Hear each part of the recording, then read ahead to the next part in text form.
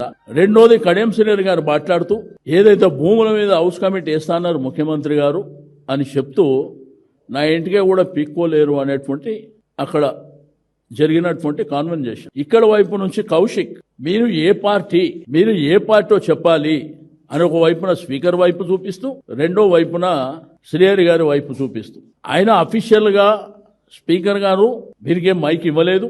ఈయన స్థానం నుంచి ఈయన ఎక్కడికి పోలేదు. కౌశిక్ సభ జరిగినప్పుడు ఆర్డర్లు లేనప్పుడు చాలా అంశాలు జరుగుతుంటాయి, కానీ ప్రొసీజర్స్ ఏంది, రూల్స్ రెగ్యులేషన్స్ ఏంది, మైక్ అవకాశం ఇచ్చినప్పుడు దాంట్లో ఏమైనా వల్గర్ గా మాట్లాడినటువంటి సందర్భాలు వచ్చినప్పుడు ఎథిక్స్ కమిటీ అని ఇంకో కమిటీ అని చెప్పి రెఫర్ చేస్తారు. ఇప్పుడు దీని ఎథిక్స్ కమిటీ లేదు. ఫస్ట్ ఆఫ్ ఆల్ గడిచిన 2.5 సంవత్సరాల నుంచి అసెంబ్లీలో ఏ కమిటీలు లేవు. ఇక ముఖ్యమంత్రి గారు మాట్లాడుతూ బట్టి విక్రమార్క గారు పాదయాత్ర చేసినప్పటి నుంచి అపోజిషన్ లీడర్గా ఉన్నప్పటి నుంచి ఆయన చదువుకున్న చదువు గురించి అనేకమైనటువంటి అంశాలు మేము డిమాండ్ చేస్తున్నాం. మరి వారిని ముఖ్యమంత్రి చేయమని చెప్పి మీరు అంత గొప్పగా చెప్పిర్రు.